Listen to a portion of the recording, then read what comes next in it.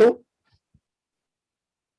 Entonces, agradecer al hermano Abdelatif por haber creado esta estructura curricular que nos permite analizar un poco más allá a la masonería operativa. Ahora, hemos visto también en la sesión anterior, lo pueden ver nuevamente en Facebook, a las escuelas iniciáticas de Eleusis, hemos visto las escuelas pitagóricas en Crotona, e incluso en tiempo de Jesucristo hubieron escuelas iniciáticas como los esenios, como los gnósticos y los terapeutas.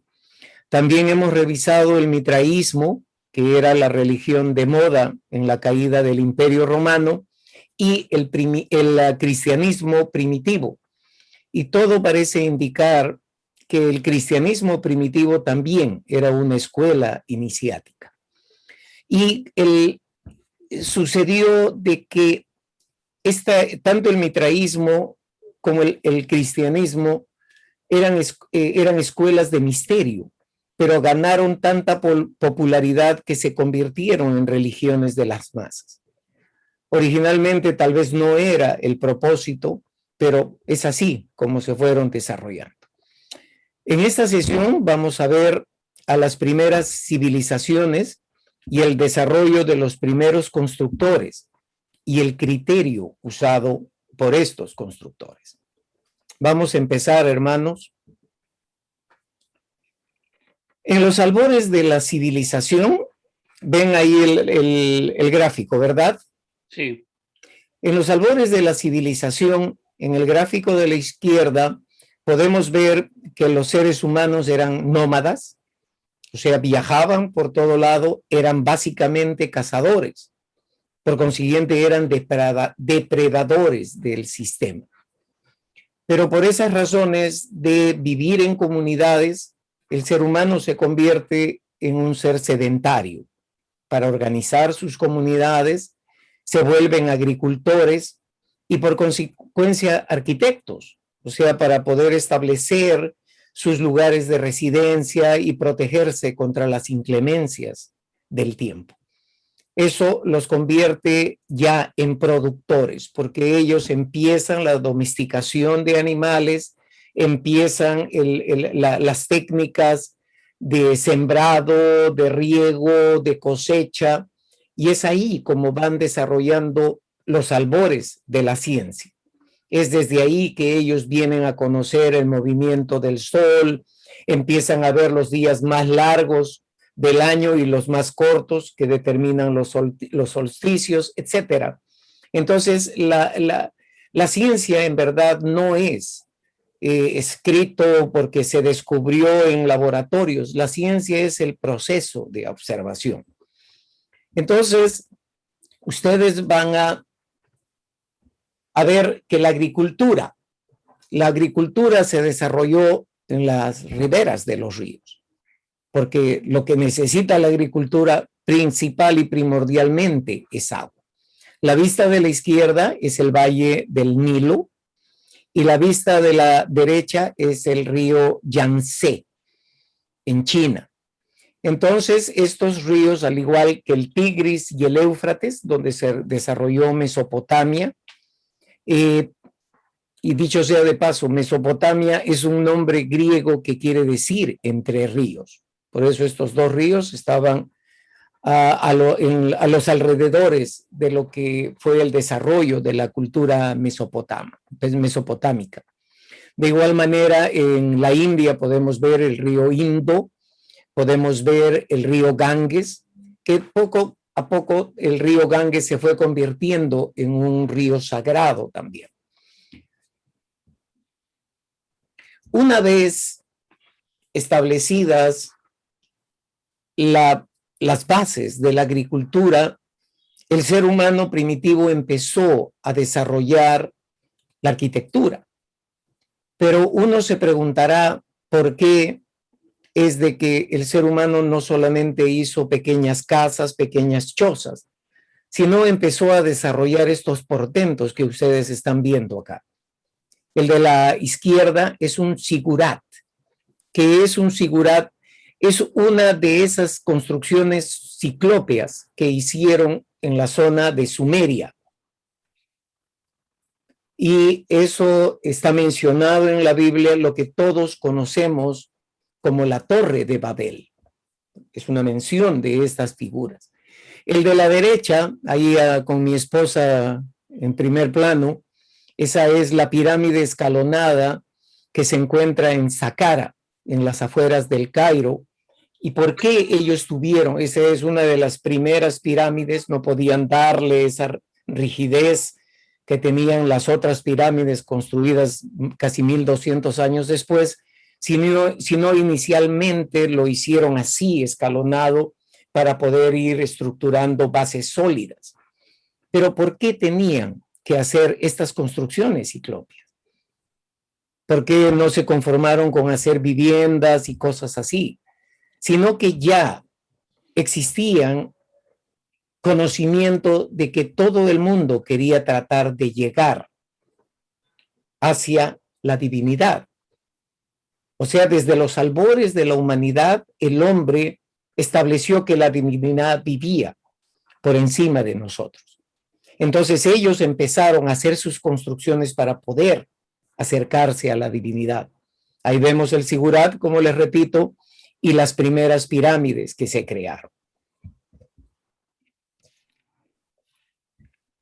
Entonces, podemos determinar de que hubieron escuelas iniciáticas desde los albores de la humanidad. Las castas sacerdotales eran una élite espiritual y cultural de la antigüedad. Hay pruebas de la existencia de escuelas iniciáticas en tablillas mesopotámicas y en códices antiguos. Por ejemplo, en Mesopotamia hay un poema épico que se llama Gilgamesh, en donde parte del poema reza esto: te quiero revelar, Gilgamesh, una palabra secreta y un secreto de los dioses. Entonces tenía una particular connotación eso de tratar de guardar una palabra secreta. Otra frase, que el conocedor lo haga saber al conocedor, pero aquel que no conoce, que no lea esto. Las palabras que te digo, guárdalas para ti mismo. Estamos hablando de poemas que tienen más de 4 o 5 mil años de antigüedad. Entonces ellos ya estaban tratando de proteger un secreto, y la única razón para proteger este secreto pues era de que habían escuelas de misterio, tenían que pasar por un proceso de iniciación. En Sumeria, por ejemplo, que es incluso antes de la Babilonia, de la Babilonia, había el buen pastor Gudea, que era el gobernante de la ciudad de Lagash. Él era un favorecido por los dioses, quien recibe en sueños el encargo divino de construir el templo de Eminú. Cuando ustedes vuelvan a ver este video, si les interesa, en YouTube, en Facebook o YouTube, y ustedes van y buscan en Google Eminú, van a darse con un conocimiento bastante interesante. El buen pastor Gudea es llamado aquel que conoce la palabra. Entonces, una vez construido el templo y se accede a la edad de la concordia, algo así como el amor fraternal, y la ciudad es purificada, los impuros y recelosos son expulsados, las palabras rudas son prohibidas. Ellos estaban tratando a través de estas escuelas iniciáticas, tratar de crear una nueva manera, una nueva concepción social. En otro lugar dicen que en realidad el templo de Eminú fue reconstruido. O sea, existió una primera vez y posteriormente tuvieron que reconstruirlo para tratar más o menos de crear un nuevo concepto en el ser humano. Lo que normalmente hacen las sociedades iniciáticas, que es hacer morir a una persona para que nazca en otra vida. En el panteón sumerio de Enki, el dios de la tierra y del subsuelo es llamado Rey, de la palabra fija, porque él detenta la sabiduría y las operaciones mágicas. Este Dios de la palabra es terrestre, lo que concuerda con toda la tradición hermética e iniciática. Ustedes saben, el cielo no habla, pero el hombre es regenerado, quien posee el verbo creador, la palabra fija, esa palabra perdida que algunos de los masones tratamos de encontrar a través del tiempo. Muchas de las fotos que van a ver en esta presentación son fotos de los viajes con mi familia por estas zonas. Bueno, excepto esta. Aquí, por ejemplo, en la vista de la izquierda, ahí vemos a el Buen Pastor de Gulea. Esto existe en el Museo Louvre, en París, y hay parte de las tradiciones que tenían en la derecha, y eso está en el Museo de Estambul. Y ahí va mostrando cómo era el efecto y el proceso que ellos tenían en sus iniciaciones, y pasándose agua, vino. Es posible que hayan tenido las pruebas como tenemos nosotros en el primer grado. Suficiente con decirles eso, hermanos. En Babilonia, por ejemplo, hace más de 3000 años se veneraba al dios Marduk, que era el dios sabio e iniciador. Los textos dicen que este dios ha conservado una palabra de vida, que es una palabra poderosa. Acá estamos con mi esposa, bueno, yo con unos kilos de más, y esto que ven acá está en el museo precisamente del Louvre en París. Está cerca a esta escritura cuneiforme que tenían los babilonios, y lo que está aquí en el tope de esta foto lo pueden ver en grande en la foto de la derecha. Ahí está Marduk entregándole, y como era el dios sabio y el iniciador, le está entregando la palabra al nuevo gobernante de esta civilización. Entonces, hermanos, tenemos pruebas arqueológicas de que han existido este tipo de prácticas desde la humanidad, desde los albores de la humanidad. Obviamente ustedes se preguntarán, ¿y por qué en masonería no mencionamos esto? Porque masonería especulativa, como les repito, trató de adaptar la historia de la masonería a conceptos estrictamente occidentales, porque era mucho más fácil así poder agarrar y crear una historia más digerible y no tener que investigar por todo el resto del mundo. En Egipto, esto va a ser un tema aparte. Nuestro hermano moderador ha creado un tema específicamente para Egipto. Entonces, el libro de la salida a la luz del día, ese era el nombre, a la luz del día, no el libro de los muertos, como se conoce, que son un conjunto de enseñanzas, preceptos, rituales, que hablan sobre las antiguas iniciaciones egipcias, volver a la luz, y consistía en experimentar la muerte iniciática y nacer en una nueva vida regenerada. El cuerpo doctrinal de esto era la vida, pasión, muerte y resurrección de Osiris. Y si ustedes paran ahí un momento y ven al cristianismo antiguo, estamos hablando precisamente de lo mismo, de la vida, pasión y muerte y resurrección de Jesucristo. O sea, en ese proceso iniciático. Obviamente que Osiris estaba apoyado por su hermana y esposa Isis, que se convirtió en la viuda, quien después de un penoso periplo se reúne con su esposo muerto, a quien resucitaba.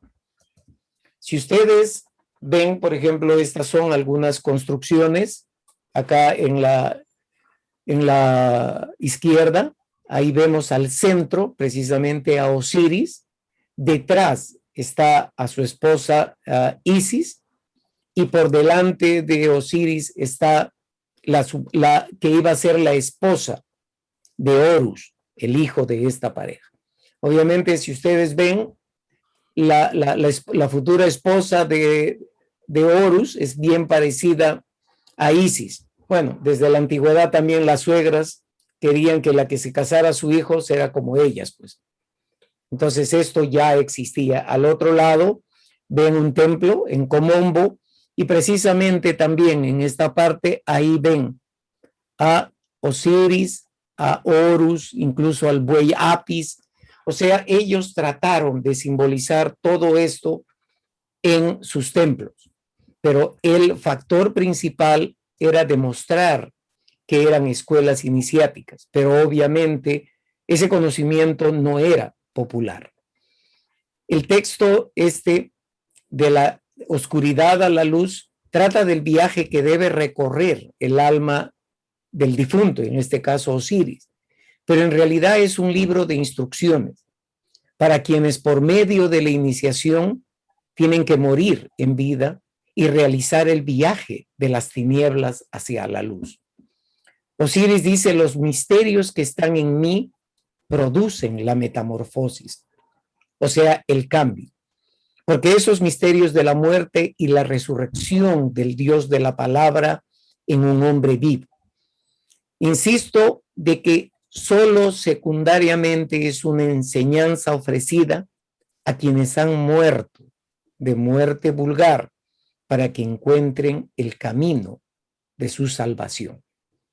Y esto es lo que hasta ahora la religión misma en el mundo occidental y en esta época trata, de que las personas puedan encontrar su camino de salvación. Muchos solamente buscan el proceso de conversión, pero en masonería, al igual que en estas escuelas iniciáticas, uno tiene que morir. O sea, no hay un proceso de regresión, no hay un proceso de retorno a la vida, sino una vez que mueres en la vida profana y naces en el mundo masónico, ahí te quedas. Y el que nace como masón, muere como masón.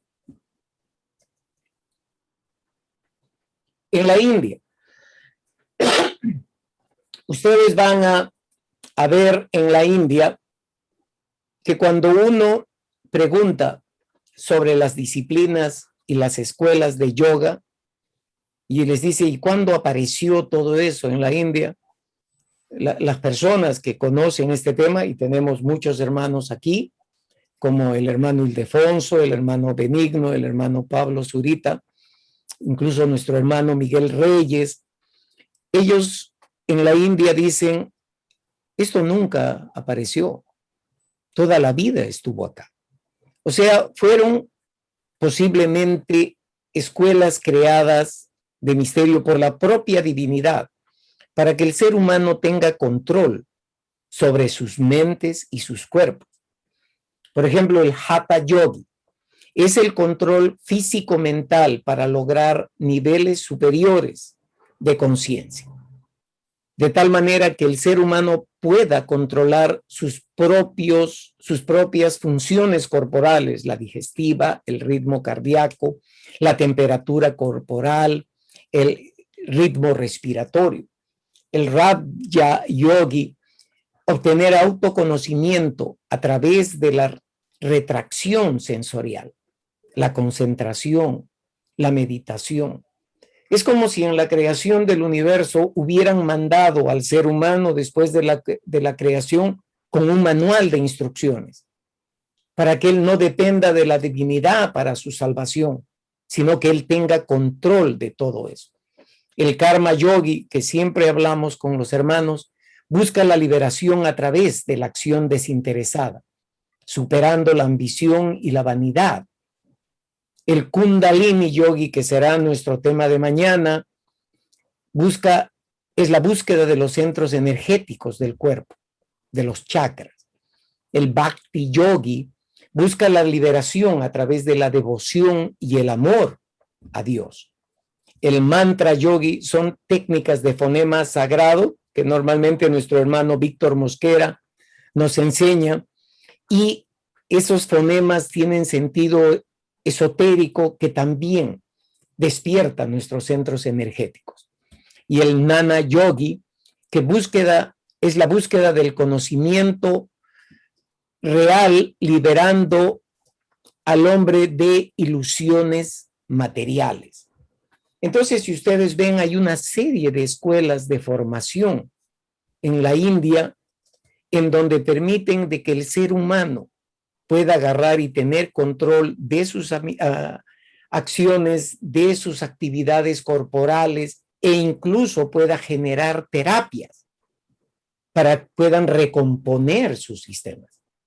Esto es parte de esto, va a ser lo que estamos coordinando con el respetable hermano Miguel Ángel Ballena, el próximo curso, que nuestros hermanos que dirigen esta parte lo manejan muy bien en temas del chakra y del kundalini. Así es que para poder ver que enseñar a nuestros hermanos las prácticas de los antiguos misterios, por ejemplo, en la India. Obviamente que después hubieron periodos, el periodo Drávida en la India, en donde toda la población se dispersó. Ustedes saben que la Gran India incluía Pakistán por un lado, Bangladesh, lo que ahora es Sri Lanka, que antes era Ceilán, etc. De ahí vino el periodo ario. Ese periodo ario es cuando invaden tribus del norte, con cierta influencia euroasiática, y como siempre este tipo de luchas raciales hacen que al verdadero indio lo desplacen hacia la parte del sur. Entonces uno puede ver en la India la diferencia racial. En el norte son un poco más blancos y en la parte del sur bastante más oscuros.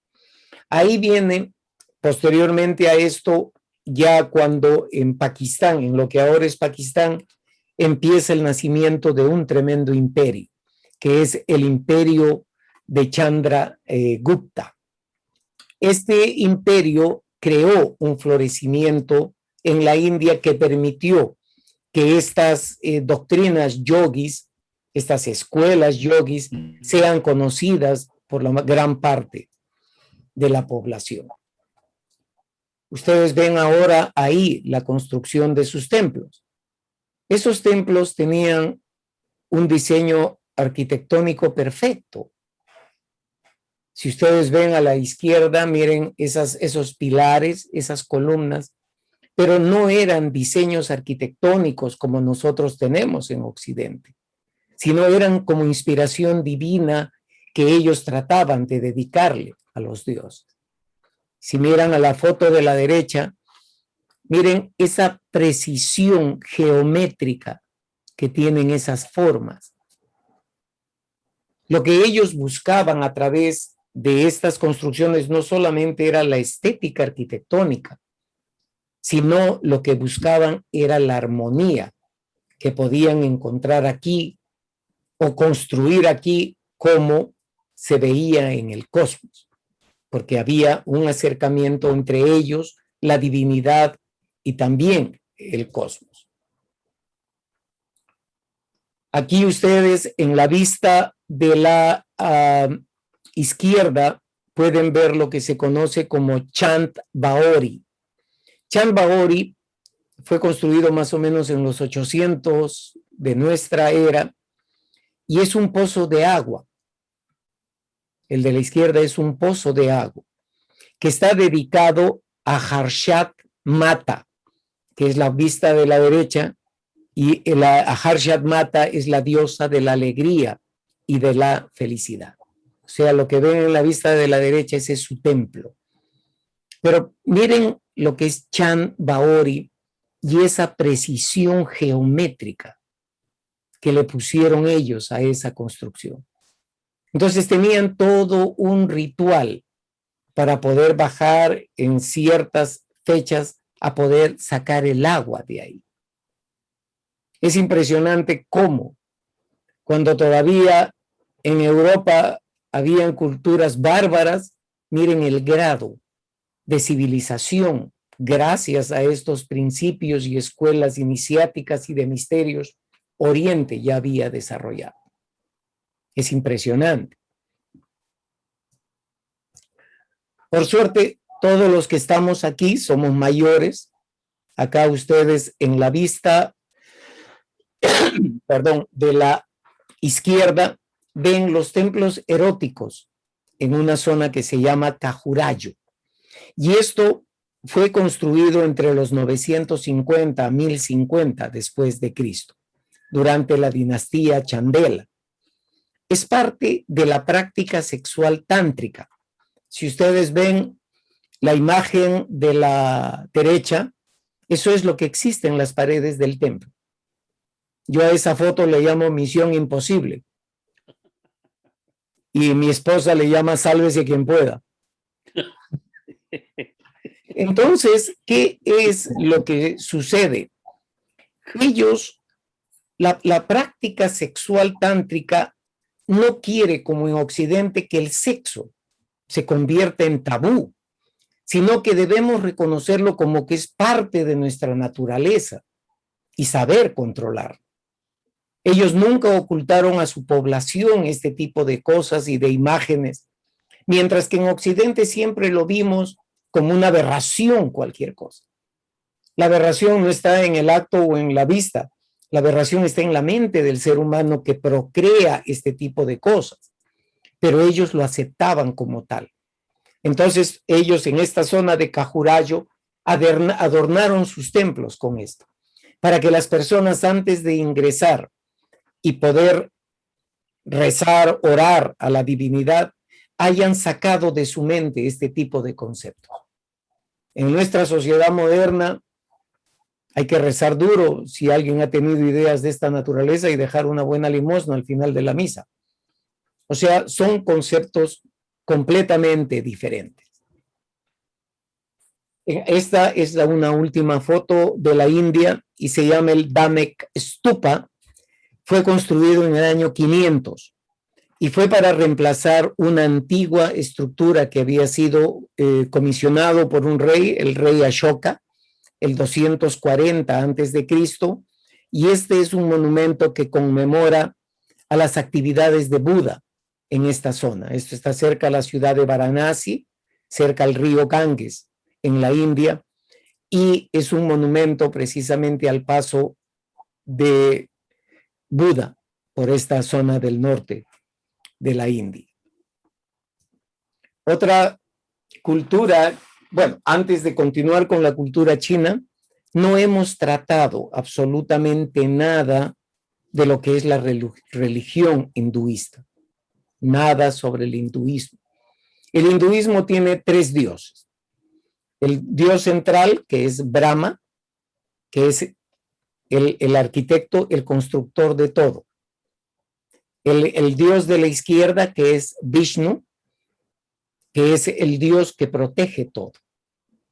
Y el de la derecha, con el tridente, ese es el dios Shiva, que es el destructor de todo. Entonces, para ellos, la creación, la preservación y la destrucción está manejado por todos los dioses. Depende nosotros a quién le rezamos, o sea, en la India.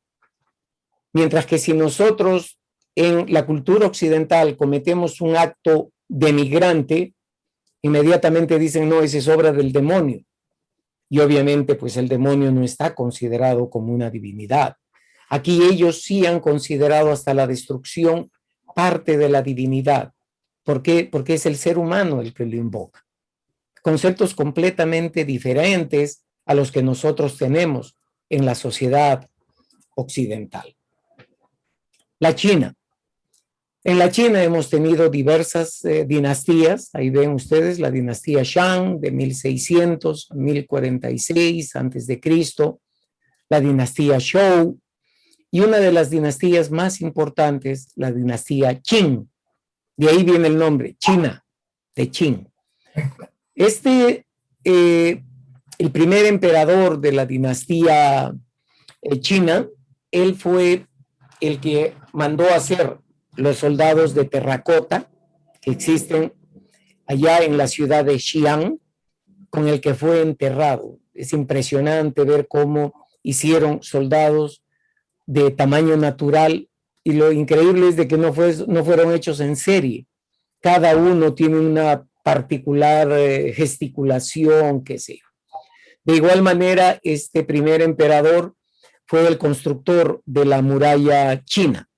Ustedes saben, la muralla china tiene más de 7.000 kilómetros de largo y fue construido en un proceso de casi 2.000 años, lo cual significa de que ahí ya empezaban las escuelas de constructores, porque no podían trasladar a los mismos trabajadores a recorrer durante 2.000 años a que construyan toda la muralla, sino ellos tenían que ir transmitiendo el conocimiento.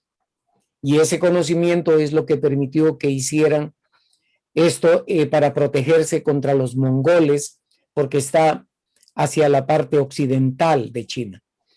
Es impresionante estas construcciones y obviamente acá podemos ver el inicio también ya de las escuelas de constructores en la antigua China. Algo interesante es que durante la dinastía Han, del 207 a.C. al 2020 después de Cristo, apareció Confucio. Y Confucio enfatizaba en lo que es el concepto de la moralidad personal y la del gobierno, la rectitud y corrección en las relaciones sociales, la justicia, la sinceridad. El confucianismo es la base en donde se estableció la sociedad china y su forma de vida, aunque también, al igual que el mitraísmo y el cristianismo antiguo, lo llevaron al campo de la religión. Y el confucianismo es parte de una religión en China. Los principios, repito, respeto a los demás, tolerancia, perdón, fidelidad, devoción, confianza, deber y culto a los antepasados. Otro que enseñó y fue un filósofo, Lao Tse, y Lao Tse fue el creador del taoísmo. Él apareció, era una persona de nobleza, pero él dejó todo atrás para poder dedicarse al estudio de la filosofía. El taoísmo tiene un principio que es muy interesante. Si ustedes ven el gráfico de la izquierda, son los elementos naturales que nosotros conocemos, que es el fuego, la tierra, el aire. Bueno, no hay aire acá, pero hay el agua. En el taoísmo, ellos incluyeron dos elementos más. Uno que es el metal y que es la madera. Y miren cómo el principio taoísta habla sobre el ciclo de la creación. Y ese ciclo de creación empieza acá. La madera alimenta al fuego. Perdón, acá en la madera. La madera alimenta al fuego. El fuego con sus cenizas produce tierra. La tierra alberga a los minerales y los minerales alimentan el agua y el agua da vida a la madera. Un ciclo de creación. Pero también si nosotros, los seres humanos, no sabemos manejar este ciclo de creación, lo que creamos es una estrella de destrucción. Y dice, la madera se nutre de la tierra retiene el agua apaga el fuego funde el metal y el metal corta la madera. Entonces, si nosotros nos privamos de uno de estos elementos, y ahí se forma este triángulo. La madera si lo empezamos a cortar con el metal, ya no vamos a nutrir la tierra. Al no nutrir la tierra, vamos a estar carentes de agua, y eso es lo que está pasando en este momento. Y si estamos carentes de agua, no vamos a poder reducir el fuego, que es lo que sucede con los bosques forestales. Y el fuego funde el metal. Y por consiguiente, si no hay metal, pues no vamos a poder cortar la madera. Y así en un ciclo de creación, pero que si el ser humano mismo no lo sabe manejar, se crea una estrella de destrucción. Imagínense qué grado de pensamiento llegaron a desarrollar en el taoísmo hace más de 3.000 años atrás. Por eso, si hay la oportunidad de que viajen a China, ustedes van a ver ese balance que ellos buscan entre las plantas y sus construcciones. Y ese balance de lo que se trata es de buscar la armonía del universo, mantener nuestros elementos, no cortar mucho la madera, no utilizar demasiado el agua, no hacer una serie de cosas que nos lleve o conlleve a la destrucción. Por eso, pese a las prácticas de la China moderna, de falta de higiene y de controles, qué sé yo, en el interior de China ustedes van a ver estas maravillas asociadas con la naturaleza. Es increíble. Yo estuve viajando solamente por parte del río Yangtze. Ahora me imagino que por parte del río Amarillo también debe haber este tipo de construcciones seguido a los principios del confucianismo y del taoísmo. Yo les agradezco, hermanos, por su atención. Espero haber ayudado siempre a la expansión de nuestro conocimiento. Y déjenme decirle algo. Yo les agradezco darme la oportunidad de presentar, porque el que está creciendo en conocimiento soy yo. Y más la ayuda de ustedes con los chakras y todo, verdaderamente estoy logrando poder ser un mejor ser humano y como consiguiente un mejor masón. Muchas gracias, hermanos, por su atención. Gracias, querido hermano. Excelente, excelente. Como si...